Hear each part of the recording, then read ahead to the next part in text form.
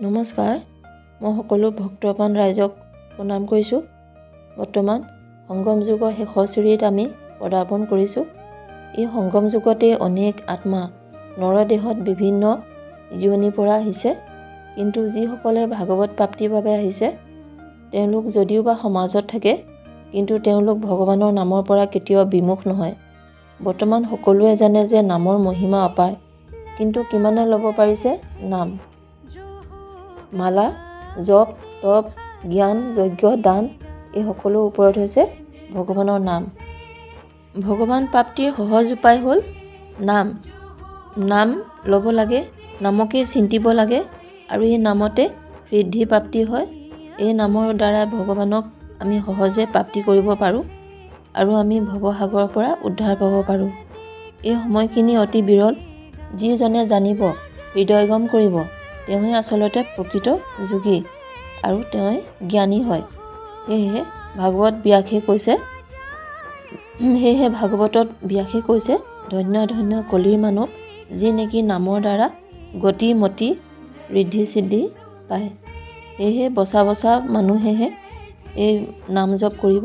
বাকীবিলাকে ৰং ৰহস্য আমোদ প্ৰমোদত বিভিন্ন ধৰণৰ আলোচনা বিলোচনা, অপকৰ্ম, লোকৰ কুৎসকুলীয়া বদনাম এইবিলাকতে ৰতি থাকিব।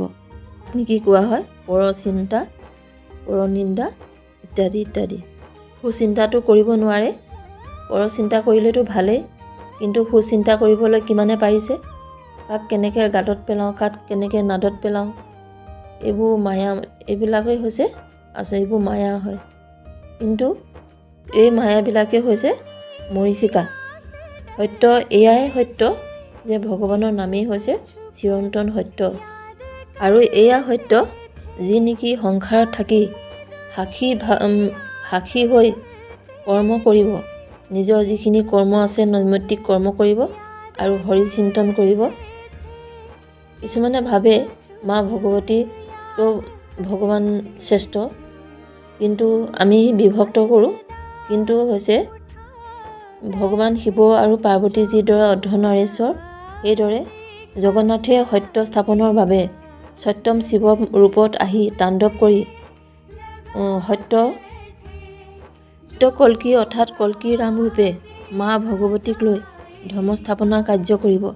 সেয়েহে আমি একান্ত মনে এতিয়া ল'ৰা ছোৱালীবিলাকক পঢ়োঁতে নকয়ে যে আহাচোন বাপা এই অকণমান নাম ভজো, নাম চিন্তা কৰা, আহাচোন নাম লওঁ। আমি ওচৰত ছপাই ল'ব লাগে ল'ৰা ছোৱালীবিলাকক। বোৱাৰীবিলাকেও নাম ল'ব লাগে, আৰু তেওঁলোকে নাম ল'বলৈ বেলেগ এটা সময় কেতিয়াও নাপায়। ঘৰৰ কাম কৰি থাকোঁতে সময় নাপায়, গতিকে কাম কৰি থাকোঁতে বোৱাৰীসকলে নাম লোৱাটো বহুত প্ৰয়োজন হৈ পৰিছে, আৰু নহ'লে তেওঁলোকে এইখিনি সময় আৰু কেতিয়াও বিচাৰিয়ে নাপাব। ল'ৰা ছোৱালীৰ প্ৰতি মৰম, শহু শাহুৰ প্ৰতি আদৰ বা গিৰিয়েক ঘৈণীয়েকৰ প্ৰতি মৰম থকাটো এটা স্বাভাৱিক কথা, কিন্তু ভাগৱত ভক্তি আৰু ভাগৱত প্ৰেমটো প্ৰকৃত প্ৰেম। কাৰণ ইহলোক আৰু পৰলোক উদ্ধাৰ পাব পাৰি, এইটো কি কম কথা নি? কোনো জনমতেই মানুহে ইহলোক আৰু পৰলোকৰ পৰা উদ্ধাৰ পাব নোৱাৰি, বৰং এই কলিযুগতহে মানুহে ইহলোক আৰু পৰলোকত নামৰ জৰিয়তে উদ্ধাৰ পাব পাৰে। মনটোক যেতিয়া আত্মাই পৰিচালনা কৰে, তেতিয়া সেই ভক্তজনে প্ৰত্যক্ষভাৱে ভগৱানৰ সংস্পৰ্শত আহে, আৰু তেওঁ এজন দেৱতালৈ ৰূপান্তৰিত হয় বা দেৱীলৈ ৰূপান্তৰিত হয়। প্ৰভুৱে ভাগৱত ভক্তিয়ে হৈছে প্ৰকৃত প্ৰেম, কাৰণ তাত কোনো স্বাৰ্থ নাথাকে, হিংসা নাথাকে, ষড়যন্ত্ৰ নাথাকে, কোনো ইয়াত প্ৰিপ্লেন নাথাকে, কোনো বন্ধন নাথাকে, শাৰীৰিক সুখ নাথাকে, কেৱল থাকে মাথো আত্মিক সুখ থাকে। তাত কোনো ধাৰ নাথাকে।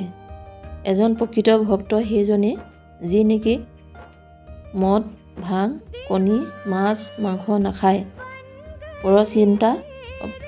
পৰ কুচিন্তা আৰু পৰনিন্দা ষড়যন্ত্ৰ মানুহৰ চাল চালাকি বুজি নাপায়, মনত দয়া ভাৱ থাকে। শত্ৰুৱে যদিহে ক্ষমা বিচাৰে তেন্তে অতি পলম নকৰাকৈ ক্ষমা প্ৰদান কৰে, আৰু সত্য ভাল পায় আৰু সত্যকে অলংকাৰ হিচাপে ধাৰণ কৰে, স্থিৰ প্ৰজ্ঞ হয় আৰু সেইজনে হৈছে ধাৰ্মিক।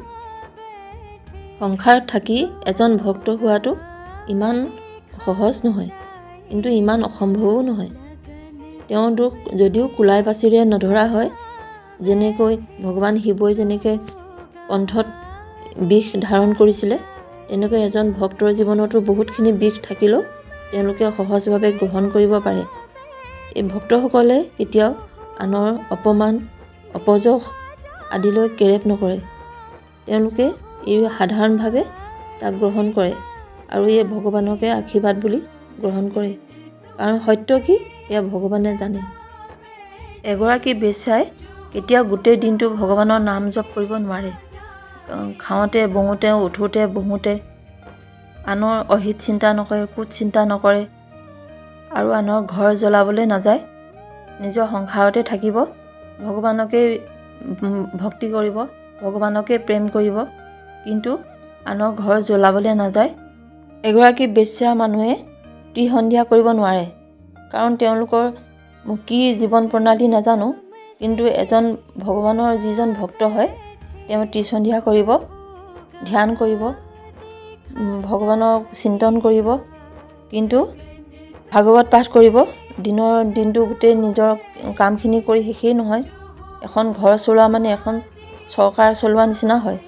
গতিকে তেওঁ যদিও ঘৰৰ গৃহিণী হ'ব পাৰে, সেইখিনি কাম কৰোঁতে তেওঁ গোটেই দিনটো যায়। গতিকে এগৰাকী বেশ্যা নাৰী আৰু এগৰাকী গৃহস্থীৰ মাজত বহুতখিনি পাৰ্থক্য থাকে।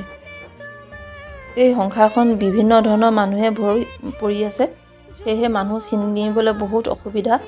সেইভাৱে মানুহে যিমানে পাৰে নিজে অকলে অকলে যদি থাকিবলৈ পাৰে, সেয়ে চবতকৈ সকলোতকৈ মানে শ্ৰেষ্ঠ বুলি ভাবোঁ। ভগৱানৰ এইখিনি সময় অপচয় নকৰি পিনি ভগৱানৰ নাম চিন্তা ভজন কৰাটোৱে অতিকৈ শ্ৰেষ্ঠকৰ। গতিকে সকলো ভক্তকে মোৰ ফালৰ পৰা নমস্কাৰ জনাইছোঁ। কিবা ভুল হৈ গ'লে ক্ষমা কৰিব। ধন্যবাদ।